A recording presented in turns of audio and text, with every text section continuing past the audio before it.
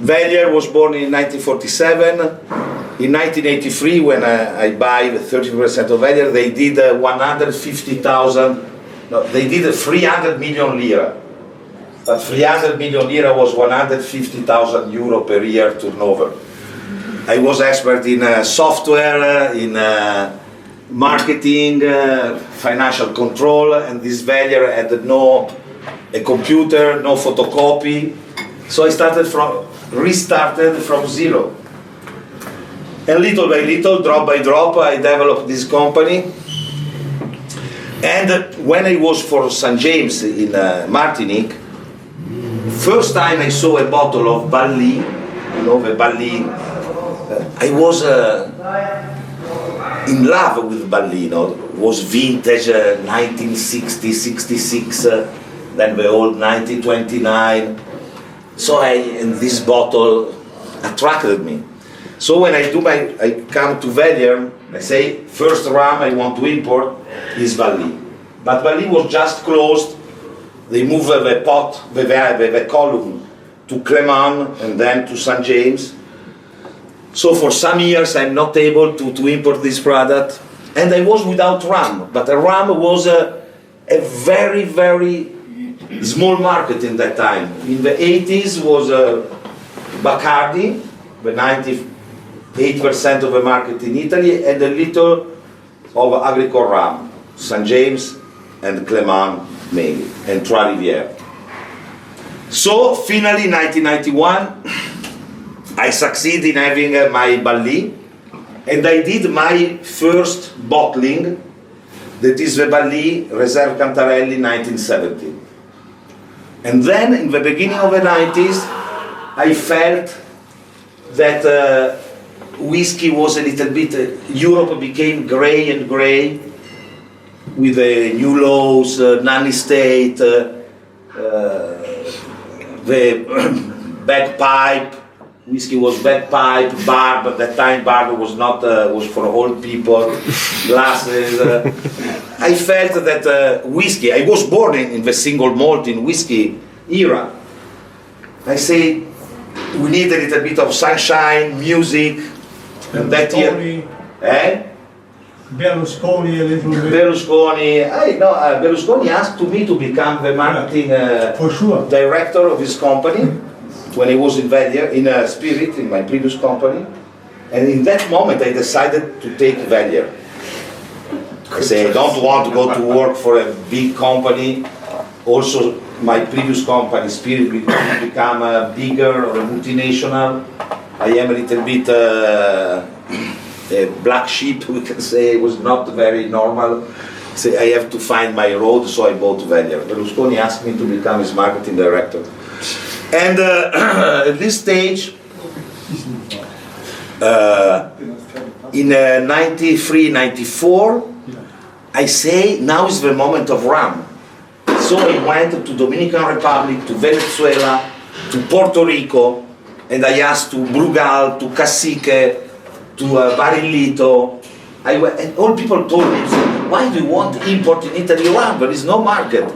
No, but I feel that in the future rum will develop. So everybody say, okay. So I became the importer for Italy of Brugal, Barceló, Cacique, Flor de Caña, Barillito, practically Matusalem, practically all the brands that now are known. I was the importer. At that time, my goal was not the quality or qualification, was to show to the world that there were many different brands, already very known in their country, but completely unknown outside, like Brugal or Cacique. And I started to do education with the local food, local music, and local drinks.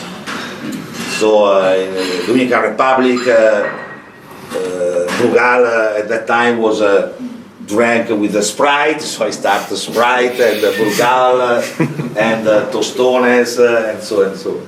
And then I imported also El Dorado from Guyana. I was the first importer of El Dorado in Europe, apart after UK. And so I went to Guyana. And when I arrived to Guyana, I've seen first time the two old pot still, you know, Versailles and Portmorant, wooden double retort pot still.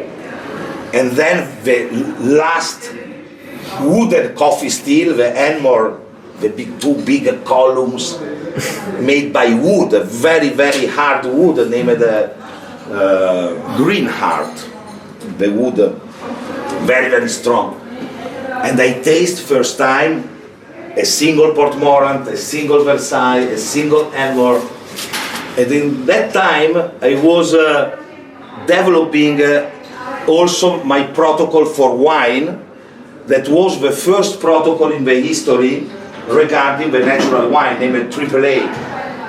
So I don't know, in Germany probably you don't know, but now AAA everywhere. The natural wine are called with my protocol AAA, agriculture, artisan, artist. So it was all in the same time. And so I was looking that in wine, the wine became the industrial. Nobody look at the agriculture, look at the East. At that time was only speaking about, I have a small vineyards in a perfect south exposition, and I found a new, very rare type of grapes, the primitive of Manduria. And you think, I am so happy, there are still the giraffe in the Ruwenzori National Park, the dolphin in the Mediterranean, and there is also the primitive of Manduria. But was plenty of Monsanto Roundup made with a GM yeast, but this was not the problem. So when I create the AAA, in the meantime, I start after discovering this world of rum that is all the tropics, you know, from Philippines to Hawaii, Reunion, Maurice and Caribbean, but I start to look the rum point of view quality. In the 90s, in Italy started also the fashion of Havana Club 7 with Coke. All the generation of 1970 was grew up with or Cuba Libre with Havana 7 or Mojito.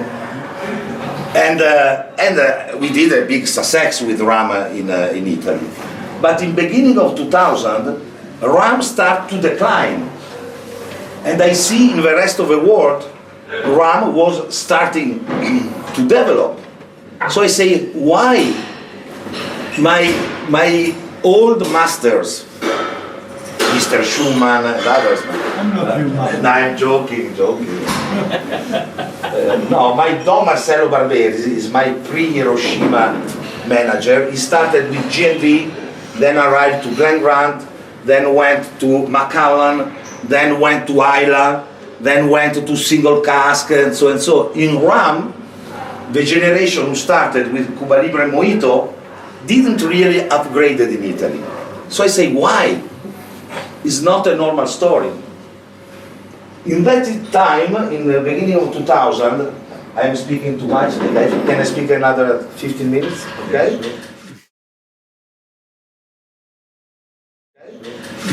And so, in that time, 2007, Charles Gordon, the chairman, the owner of William Grant's is Glenfiddich, Balvenie, Hendricks, became my friend. I started to import this product. I was one of the smallest importers in Europe, in the world. But Charles, 84 years old, a young guy, fantastic, a dreamer at 84. I don't know why, became a very, very friend of mine. So invite me in his boat, Cinderella, and tell me the story when he invented the pure single malt. Because say, we had the Glenfiddich, Balvenie, and we used Glenfiddich and Balvenie to make our blend, Grants. As you know, all the Macallan, Lagavulin, Glenfarclas, everybody, they were still alive because, not because they bottled the product, But the products were used to make the blend of a Johnny Walker, Valentine, G&B, White Horse, and so and so. And so Charles, tell me, in 1967, started in 1964, then definitely in 1967, I say, why I don't bottle my Balvenie and my Glenfiddich that I put in the blend of grants. And so he bottled and he called Glenfiddich pure single malt. Pure means without sugar, coming from a pot still, single, one distillery. Malt, everybody thinks is 100% barley, but it's not the qualifying quality. The qualifying quality is that the pure single malt are 100% pot still, batch distillation. You understand? So in the copper pot still, you cut the heads, you cut the tails, and you have the soul of the raw material. So artisanal distillation. And he told me the first year I was already distributed in the world as William Grants, and we sold 80,000 bottles in the world. And now the single malt market is 150 million bottles after 50 years. So when Charles told me this, I said, but this is the problem of rum. Because in rum we have all together, it's like if Valentine and Macallan are in the same category. Because apart the agricole rum, you call a rum made in a multi-column, practically ethanol, and you call a rum a fantastic Hampden or a Long Pond or Foursquare distilled in a pot still, a double distillation or single, triple. So I had this intuition from Charles Gordon, William Grant, and I create a classification. This classification divided very simply the rum in a pure single rum, 100% pot still, single blended, pot still plus column, traditional like agricole, and then rum tout court, rum in multi-column. So I did this classification, I put the classification in internet, and Richard Seal look in my classification and say, but this is the classification. May I marry this classification? And so started the Gargano Seal classification. In beginning everybody was against telling stupid things. You have to think that in rum, if you speak with Martinique people, they know only agricole rum. They tell you, but the other rum are industrial. If you speak with the Spanish, like Diplomatico people, Butocal, or Cacique, they say, no, agricole rum are very heavy, you have a headache. If you speak with the English, Jamaican, they tell you, but no, we make only the pot still rum funky. The Caribbean look like a smaller area that you can jump 12 jumps and you do all the islands, but are still three different cultures, depending from the colonialist. So there is the Spanish, the English, and the French. If you have to go from Fort-de-France to La Habana, until 3 years ago you spend 3 days. You have to go to Caracas, and from Caracas to Havana. So Caribbean look like one area, but are three different areas. So the knowledge, the French knowledge is limited to agricole mainly. The English, pot still, long fermentation, dunder, like this. And the Spanish, formula, fruit inside, and so and so. So in the beginning my classification was everybody was against, but now little by little people is arriving. So this for me, I am very, very happy, because it's very important to separate, first of all, distillery product from label. Many rum are only labels. We don't know where come from. Then we have the distillery product. Behind there is a distillery, and this is already the first difference. Then in distillery you have industrial company that produce ethanol like Bacardi, Brugal that I import in Italy, Havana Club, Angostura, and many others, and then you have artisan. So why we mix together all these people? The Scottish have very well understood 50 years ago that was something positive for everybody to develop the artisanal whiskey like a single malt, helped also the blended. Then Johnny Walker started Johnny Walker Red, Johnny Walker Blue, Johnny Walker Platinum, you understand? And then what I am always saying, a seagull have not to be jealous of an eagle. Will be never jealous, there is space for everything. But today we are in front of a new generation, many of you is a new generation, and I think that the new generation want simple things, want transparency, something that is honest, to know exactly what you are in front of you.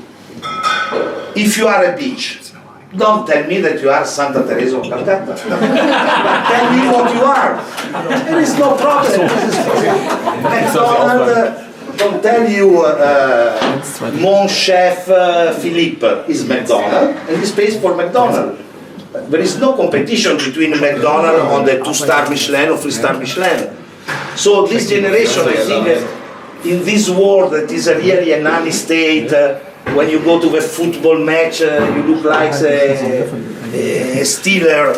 Everybody for your health, check you, everything, for the privacy. But we want something transparent, honest. I want to know what I consume, but not with blah, blah, blah marketing like this, you understand?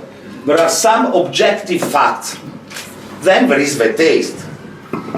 But when you taste, when a rum comes from a batch distillation, first of all comes from a good raw material, a very good fermentation, and then is distilled, because the dream of a master distiller, the real dream, what is? To steal the soul of a vegetable. Capovilla, when look at apricot, he want to steal the soul of apricot, but really, take the quintessence, you understand, the quintessence of an apricot. When you make a distillation to make money like a commodity, you want more output is possible on this product at the cheapest and faster way, you understand? So, it's very important and is a pleasure to understand, but how you can understand today when you look at a shelf, how you can understand if this rum is an industrial rum made like ethanol, or if is, or contrary, a great artisanal product. So this is the first big division. Then there is another big problem in rum. This problem is the continental aging. That I am a little bit unfair, but to defend my people, I call colonialist bottlers, not independent bottlers. Because in Italy, since 2000 years, and also in France, and very probably also in Germany, we know the word terroir. We understand that every vegetable, every product that we consume is different, is unique, if is made or is produced in certain area. We know that probably a Weisswurst made in, excuse me, I don't know very well in kitchen, but surely there is some place, some town that are specialized to do this. And behind there is a history, there is a research, a know-how, a savoir-faire. Then you can do a Weisswurst everywhere in the world, but will be never, or Parmigiano Reggiano. You can produce a Parmigiano Reggiano, then you age in Martinique, and you have the same product. For an Italian, I think, also German, we understand very easily, no? So, what happened in the rum? Rum was a colonialist product. There is a very big company, not big company, but a very historical company named Share in Holland, and they trade the rum since 1712. Why? Because they go there, they have money, they try to pay the best price, naturally, But honest, they take the rum and then they take the rum in bulk in Europe. And then they sell to the blenders. So, Lamb's Navy, Lemon Heart, Negrita, there are so many Myers also, so many brands that are blended, and these people bought mainly from Share. That is the only player since 307 years. When I started to bottle the Demerara, now we drink in 1 second. Give me a Sajus and a glass of. And I don't want to be impolite. I drink water, then we drink all together. So Share did his job, and Share is an historical, is part of the history of rum. When I started to make my first bottling, the Cantarelli in 1999, then I started to bottle Damoiseau in 1980, then I did the Demerara, many people in Europe say, we want also to do the same of Luca. What they do, they send an email to Share, say, may we buy 2 casks of some product. Share send an email. No, this is water before. I was like water. Sajus is fantastic, but I thought I went straight.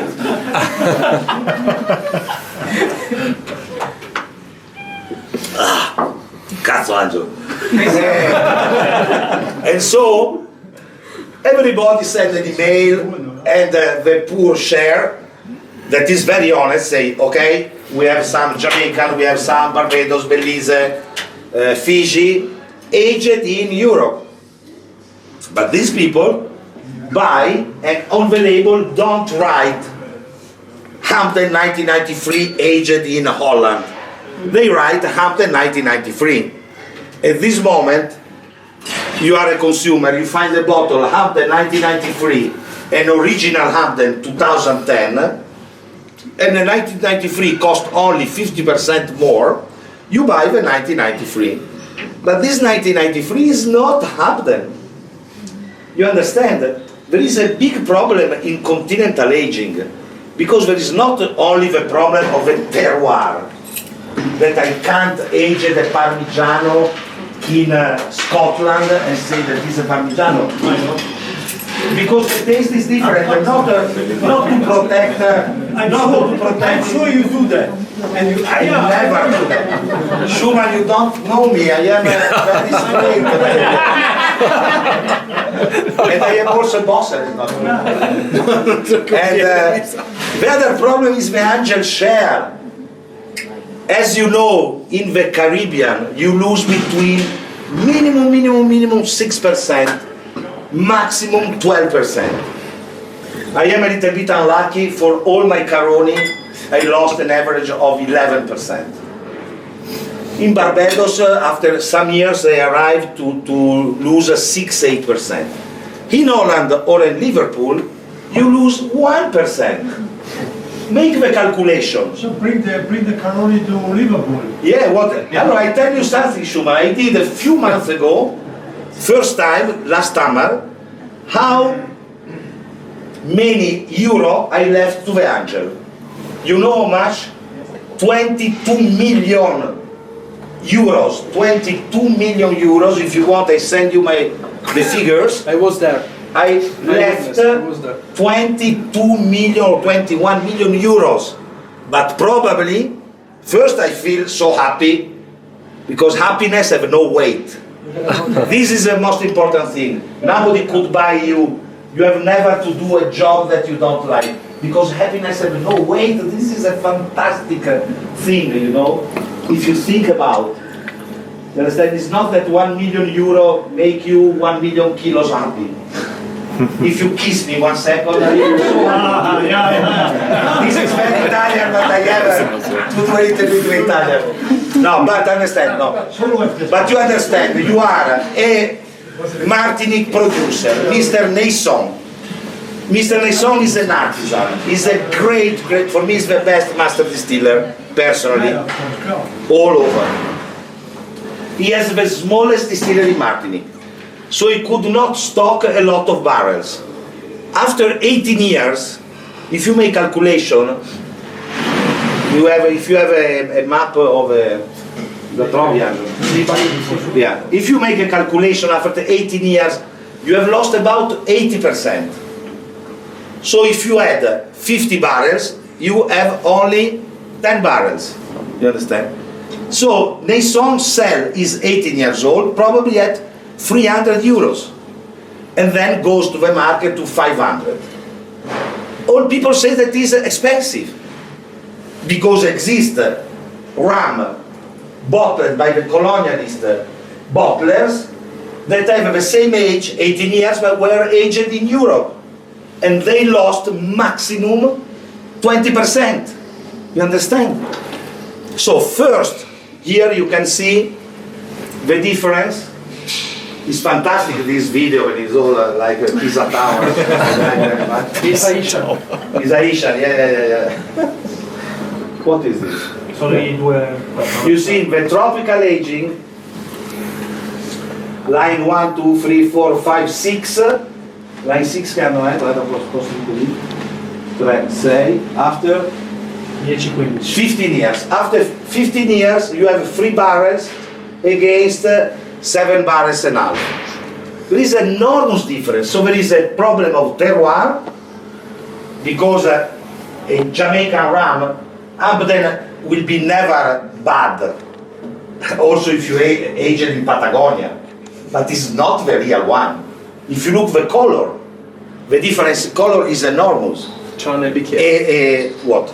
No, but if you compare a tropical aging rum with a rum of the same age in Continental, the Continental aging is very pale, light yellow. The other one is brown. There is the difference between Muhammad Ali and Angelo. You understand? To make an example, the power, the tropics, this humidity that makes this angel share is a booster for the congeners. The congeners, what are the aldehydes, superior alcohol, acid fats, and esters. That is, everything is not ethanol and not water. So what you have in a spirit, you have ethanol, 46% means 46% ethanol, no perfume, no color, water, and then the congeners. We divided the congeners in aldehydes, ester, acid fats, and superior alcohol. But is the aromatic profile. When you are in the tropics, there is, in 5 years, the congeners become the double. From the young rum, for instance, you had a young rum, a Rum Liberation, we do 2010. We had 300 congeners when it was just produced. After 5 years, it's 600. In Europe, nothing. There is really the difference between Muhammad Ali and Angelo, because the color, the taste, everything is different, and then it's not original. So, in an ideal world, I'm not against the continental aging, but you have to tell me, Jamaican rum, 23 years old, aged 21 years in Holland or in Liverpool. This is correct. And probably somebody prefer, probably some continental are more, look like a little bit more whiskey, are less concentrated, less power, less ruga, come si dicono? Ruga. Scare, no, this what's the name? Mark signs. The face, marks. Because when you drink an old rum, you have to think that a rum depends if you want a Miss Universe or your grandmother. Miss Universe for rum is between 4 and 8 years old in tropical age. Between 4 and 8 is the best expression. You understand? So, but many people think that a rum of 6 years old is young, because exists Zapata 23, Jeroboam 15. You know, so people think, and then the colonialist bottler Hampden 1993. But an original rum, tropical aging, 15 years old, is something absolutely old. You understand? It's like a 50 years old for a single malt. I spoke with Cher 2 weeks ago and with the Appleton Campari people that say tell to Schumann. No, my friends. Yes, I was Mr. Punze and all the people of them. And they told me how many barrels you have. And Appleton have the biggest stock in the world. Then there is El Dorado, the Merara distillers. And then there are no others that have all stock. Probably totally there are 500 barrels of last century. No more than 500 barrels tropical aging, you understand? So there is this big confusion because you have a faked Solera years, continental aging, but a tropical rum is best, and also best value between 4 and 6. When you drink a 15 years old, 20 years old, you have to look as your grandmother. You understand? Somebody tell me, I feel the last Caroni a little bit woody. A little bit woody. 4 years in a warehouse in Trinidad at 32%, 90% humidity is normal. But it's nice for this, you know. You have to drink like a souvenir. You understand? It's like a souvenir. You remember 1994. Where you was in 1994? Remember? I was. Scusa. 1994. Yeah. I was in Munich. No. Munich. I was in Dubai now. How old he was? 11. 11. So there is a difference between No. you and 11. No, he's still a young guy. No, but you understand? 24 years, 25 years is a long, long time. So when in the tropics, this is more advanced, you know, for the humidity, for the condition where live this product. So it's very important. I finish my long speech. First of all, divide the artisanal from the industrial. My division is pure single rum, and then there is the agricole, but also we can say artisanal. We have to defend everything is handcrafted and made with a savoir-faire and with know-how by the human people, not by a chain. Secondly, please understand this big difference between continental aging in rum and tropical aging. Where you find the tropical aging, all the distillery, the bottle of distillery are tropical aging, and until now I am the only co-bottler because I never do independent bottling. If you look my bottles of Foursquare, you don't see the name of Velier. You understand? I never put my name at the place of who did the things. You understand? So until now I am the only person that goes physically since only 40 years in the Caribbean to choose, because in every distillery, in every warehouse, there is always something different, you know. So what I like is to find something that is not in the average of that distillery, and when I can, I bottle. Then sometimes I was very lucky for Caroni and other story. And now we drink something. So the difference between Angelo and Muhammedali, tell us. Between Angelo and Muhammedali. Angelo. I'm not Jamaican. Muhammad Ali is a tropical aging. I'm continental. Very, very strong and powerful, but is also very fast and very explosive. Luca, but Angelo is a continental aging, so you know, with selected yeast, but it's very nice. It looks very nice. I look like Jesus in Haiti. Yes, but it's not. Honestly, it's a continental aging. Yeah,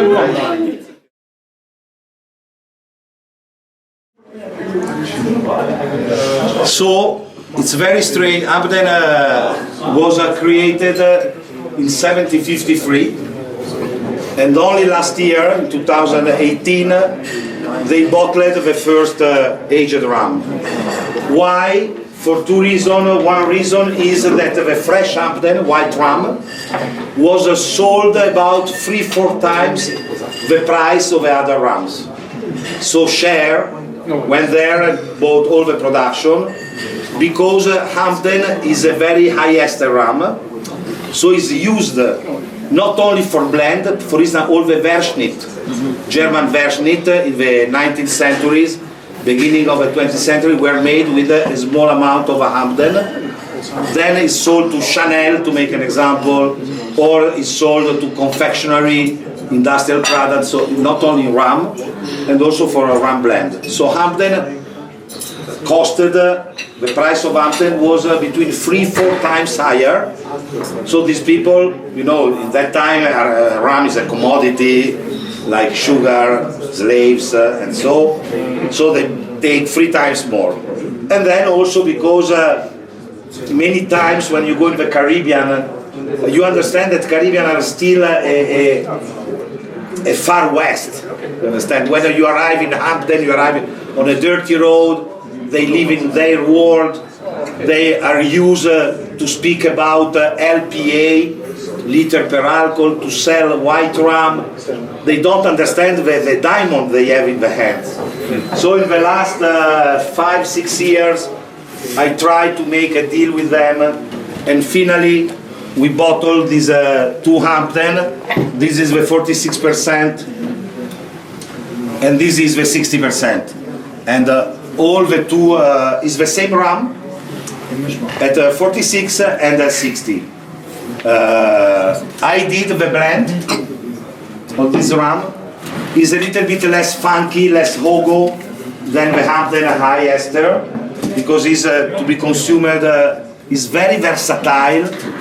I would like to organize this year the Baba Rum World Championship. It's oily, yeah? It's oily, it's perfume, it's a real taste, it's a goo.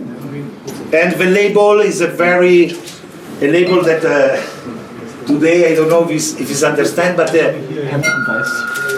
if you have it in a shelf, is a pattern, but if you take in your hands, is the real story of Hampden. So speak about the high ester, sugar-free,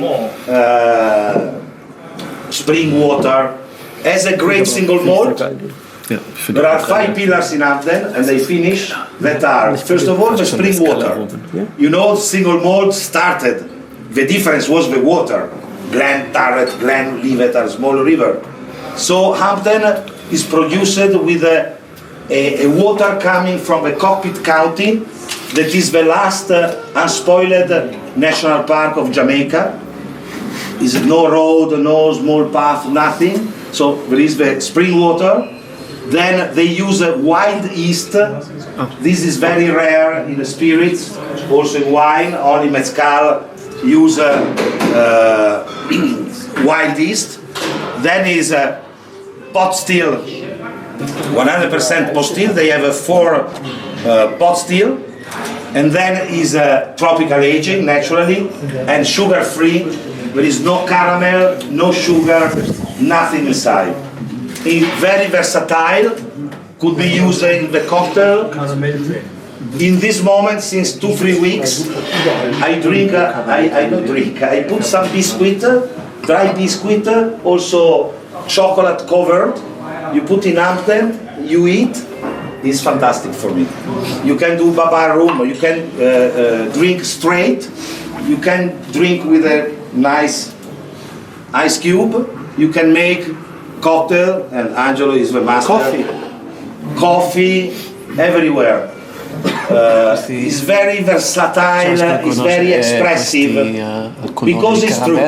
I adore Hampden, because for a certain luck, the new owners have not, you know, when there is a new football trainer, change all the team, no? When in a company arrives something new, say now we have to change it. Hampden has never changed since 1753. Like Schumann's. Like Schumann's, like Luca Gargano. It's true. And so enjoy. 40 years we are ready. 40 years.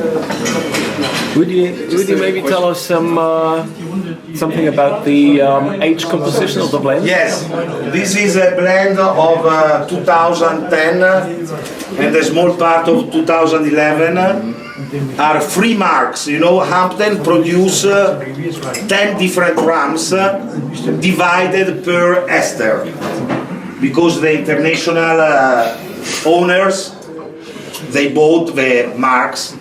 So OWH, they know X ester. DOK is the highest. So they have 10 different style of rums depending from the ester. This one is made with the lowest one, OWH, but is still 90 grams per hectoliter pure alcohol ester, is not bad. And then LROK, that is between 250 and 300. And a small part of DOK that is 1,600 esters. Is one of the highest in the world. It's a blend between them, 2010-2011. We would like to maintain the same level. There are no different batches, and these are 8 years, practically is 88 tropical years old. And the total congeners of this one is 600. Is quite high. So you sell a lot of La Maison de Whisky.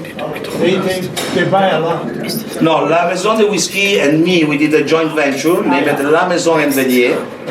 That is officially our company, 50-50, that we distribute in the world. Then La Maison de Whisky sell in France, Thierry, Kirsch sell in Germany, I sell in Italy.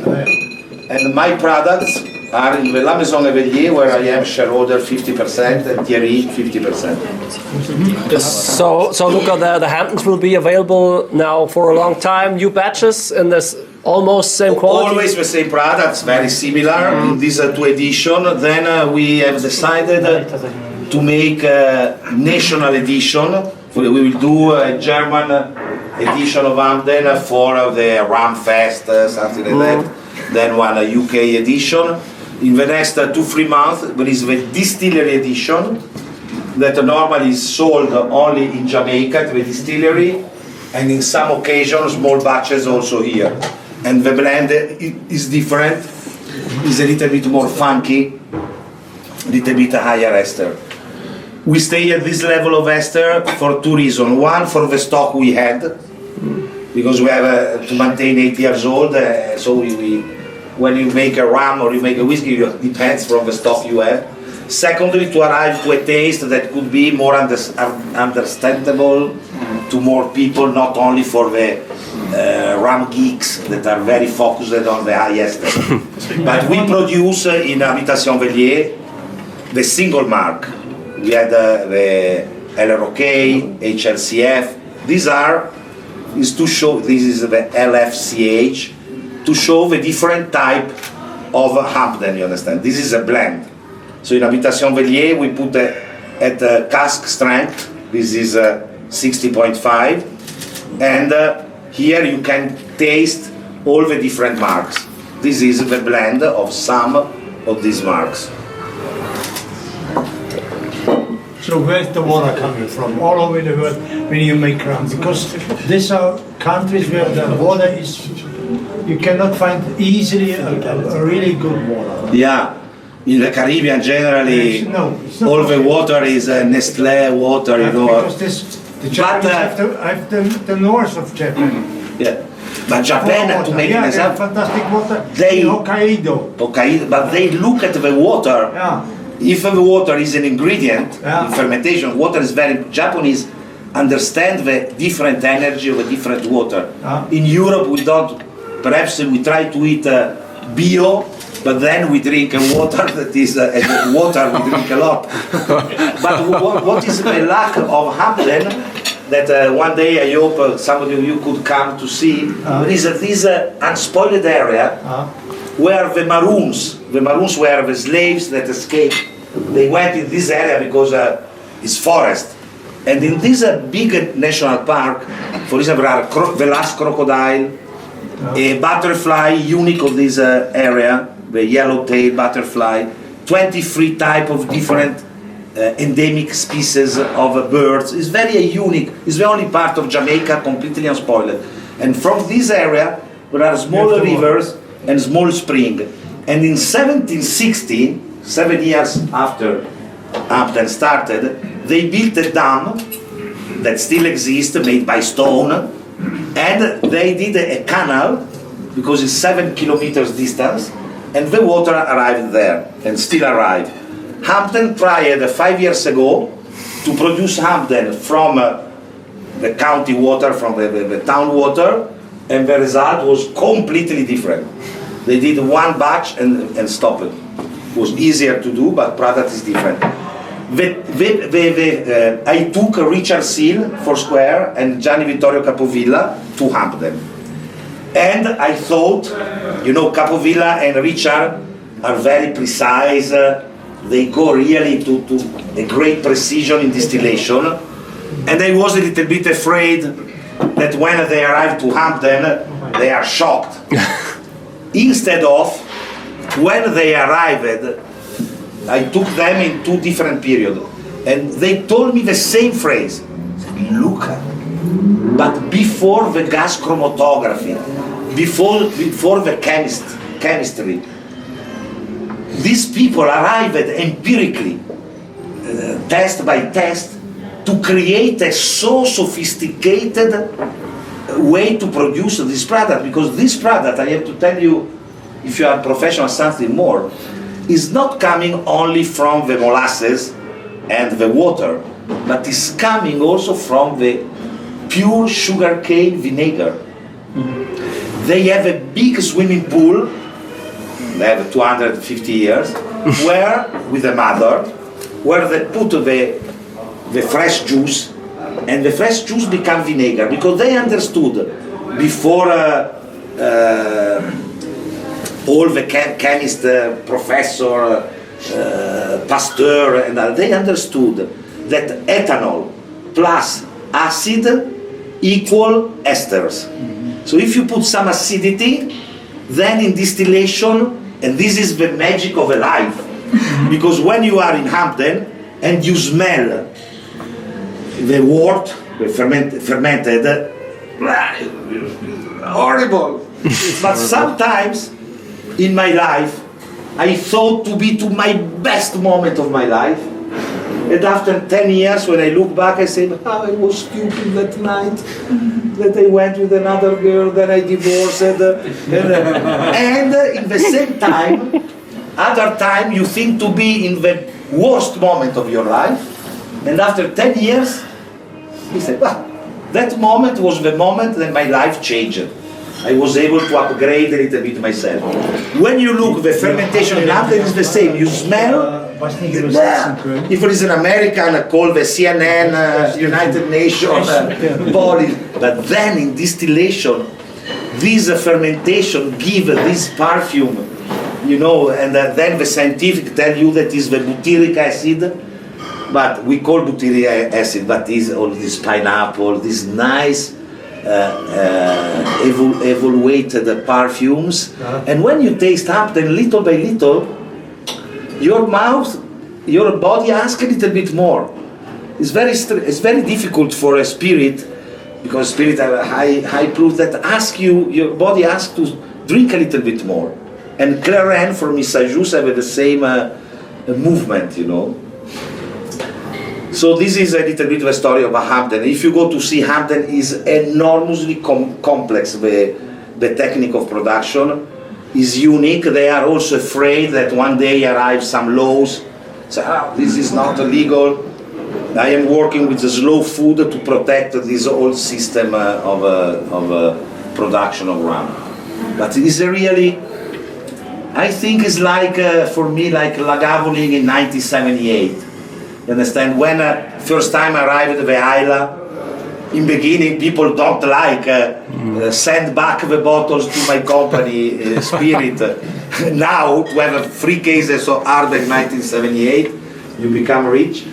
But this is a new window in the rum. this is a great spirit, affordable, it's not too expensive, and you can drink, you can mix, you can use in cuisine, you can do what you want.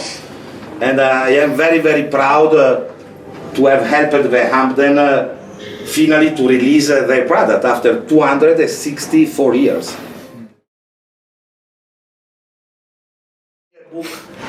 In 2002, 3, 4, and I went to Caribbean and I visited all the distillery with my photographer, Mr. Marcarini. One of the last trips, the 9 December 2004, I had to go to Trinidad, and I knew that in Trinidad there was Angostura and Caroni. So we take a taxi, we arrive in front of the Caroni. When we arrive, we think to be in the wrong place. It was like the day after. We saw a tower, the tower of steels, like Pisa Tower, grass in the ground, a gate. I said, what is? We told to the taxi driver, it's not here, Caroni. No, he's here. So I went close to the gate, and I saw a person. I start to say, hey, hey, hey. Person arrived. I say, but what happens? You don't know what happened? I say, no. And so told me the story that the year before, 2003, the government, the Trinidad government, decided to close Caroni, that was the last sugar factory. So if you close the last sugar factory of Trinidad, no more sugar cane. So 13,000 people working in the sugar cane agriculture, they were without work. Because no sugar factory, no sugar cane. And in the meantime, no molasses, and Caroni sugar factory and distillery. You have to think that the 90% of the distillery in Caribbean were a second industry of a sugar factory. So there was Caroni sugar factory, Portmorant sugar factory, Albion sugar factory, and then the small distillery. So I say, but in my heart, say, perhaps they have distilled something. They say, but have you distilled last year? You have some barrel. What? Some barrel? Come with me. Open the gate. Is the true, grass like this, railway, I go like this. It was incredible. I have a picture of this day. And then we arrived in front of a warehouse, and she opened the warehouse, and my salivation, for a rum lover, since 18 years old, I saw thousands of barrels. So I very stupidly I say, but this last year, what? Last year, this is 1983, 1984, was 2004. I said, but have you the paper, everything? Yes, we have the paper. So, I start to understand the story. Caroni was in liquidation, you understand, was a processing to close. So he went to the liquidator, Mr. Moore, and I say, Mr. Moore, send me the sample. He sent that man, exactly that. This was the picture taken the day after with Mr. Moore. Mr. Moore is 2 meters tall. He's a calypso dancer, today 70 years old. And so I started to buy Caroni. I bought it in 4 times. The first time I bottled, and I sold for a very cheap price because they sold me cheap at that time.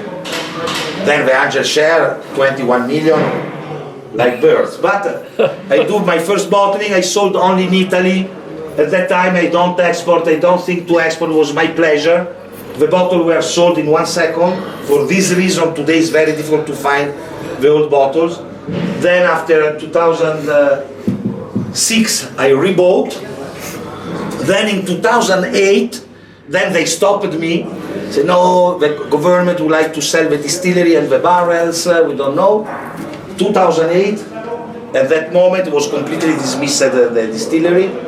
So I have to bottle all the barrels. I could not bottle all the barrels, so I say, what I do with the barrels? I have to find a place in Trinidad. And I spoke with the Jesu Perso, the chairman of DDL, the Narrator Distillery, and say, Luca, no, Trinidad is very dangerous. It's oil mafia, no. If you want, send to me. So I sent the 3rd batch to Jesu Perso, DDL, And then Caroni start to become famous. I start to be a little bit known outside Italy. During the weekend, a lot of people take the cars from France to find some bottle in the small shops. Germany also. Then I say, but Caroni will be a trademark or not? I told to my brother, say, check if it's trademarked. It was not trademarked. So I trademarked the Caroni. I never used the trademark. I could stop all the colonialist bottle, but I never did. And then Caroni became a Caroni mania, the price go up. So I call Rudy Moore again, say, but I didn't buy all the cask. Where are the cask I saw? No, they passed it to Angostura, because also Angostura is government control, like Caroni. And so I said, try to speak with Angostura. Rudy spoke, and in 2011 I bought the last stock. That was until 4 months ago, still at Trinidad. I decided to left, I took many decisions. First, in 2005, put in a label a picture, was crazy. Everybody told me, but you are crazy to put a black and white picture on a bottle. It was something only 15 years ago, was incredible. I said, but it's the truth. It's the real picture. So I decided to bottle with a black and white picture. Then there was the degree. When you taste Caroni, or you like or you hate. The fusel oil, all this. I try to reduce, I taste, it's like to put the tie and the jacket to Muhammad Ali. I say, I have to left at his degree. In beginning I reduced some bottling at 52, 55, but I bottled one at 77, I think, or 72. And this was a decision completely against all the business. All people say, but how you can put a label with a picture? How you can sell it 63%? But I did, and everything went well. And 3 months ago, no, 6 months ago, I decided, now the old Caroni is 25 years old, the youngest is 19 years old. I say, I won't stop the aging, because I've lost already too much for a Genoa. Genoa is like the Scottish. In Angleterre, and but no, not this. Then the wood become, and I don't want to do a continental aging. So what I did, I imported all the last 140 barrels from the Guyana and from Trinidad. With somebody that is here today, last Friday, we tasted 24 people, the testing gang. We tasted all the 140 barrels. And now we blend, we put in inox, and we stop the aging. So when it will be released, we are written 1994, aged until 2019, and then in stainless steel or in Damijan, glass Damijan.